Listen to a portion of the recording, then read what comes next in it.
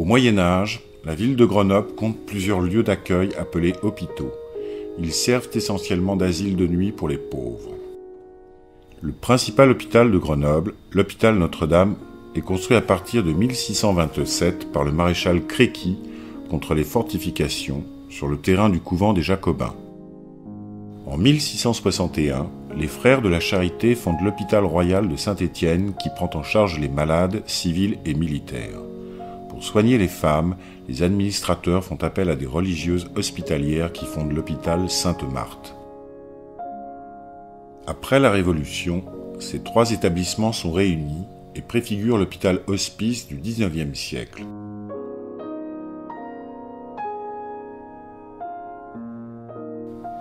Avec le déplacement de l'enceinte fortifiée, l'hôpital hospice se retrouve au cœur de la ville, l'exposant, dira-t-on, aux miasmes chassés par le vent régnant.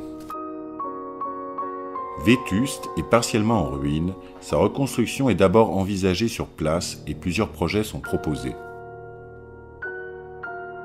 Les travaux débutent en 1862 par la construction des façades de l'avenue Félix Vialet et de la rue de France.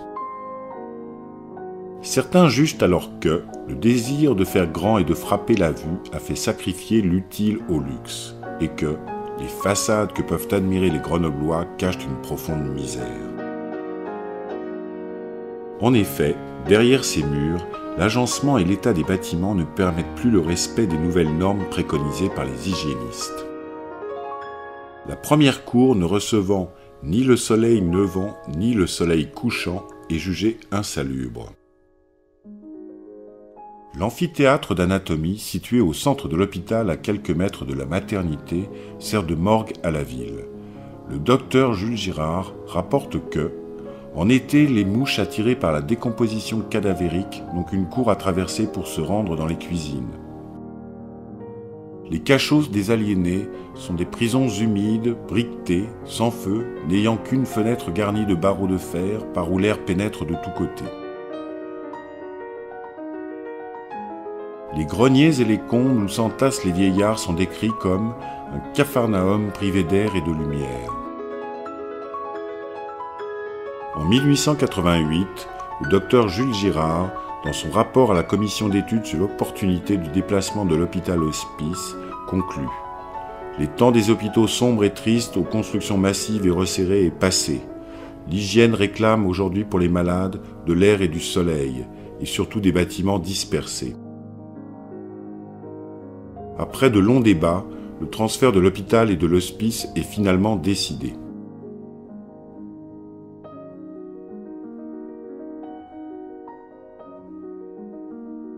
Le nouvel asile, construit à la Tronche, est inauguré le 1er avril 1894.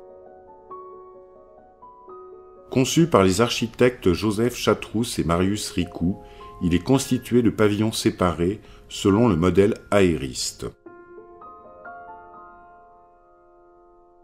En 1888, le docteur Jules Girard présente le projet ainsi. « Vous avez sous les yeux, messieurs, les plans en élévation et coupe de chacun des bâtiments dont l'ensemble doit constituer l'asile des vieillards. Il donne satisfaction, croyons-nous, à la pensée maîtresse qui doit guider les architectes dans tout projet de construction hospitalière. Concilier les besoins d'économie avec les nécessités de l'hygiène et pour cela chasser toute idée de luxe ou d'ornementation dans l'intérêt du confortable. » Construit à l'identique sur un niveau de soubassement en pierre apparente, chaque pavillon mesure 40 mètres de long et 8 mètres 10 de large. De chaque côté de l'escalier central se trouve un dortoir qui contient 16 lits. Chaque dortoir dispose de cabinets de toilette équipés d'un système de tout à l'égout et de lavabo avec eau froide et eau chaude. Le fonctionnement des cuisines se modernise. 2 chemins de fer de Decauville, partant de la cuisine, assurent la distribution rapide des repas. Un wagonnet spécialement aménagé pour éviter le refroidissement des plats emporte à chaque voyage la nourriture nécessaire pour un pavillon.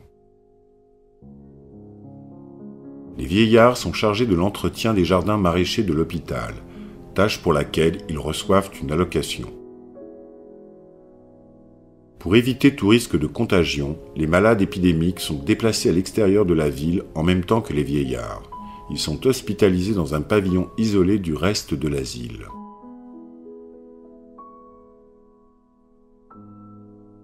Le transfert des hôpitaux sur la commune de La Tronche se poursuit en 1908 avec l'ouverture du nouvel hôpital militaire sur une partie des terrains de la propriété Tesser, rendu accessible par la construction du pont de l'île Verte.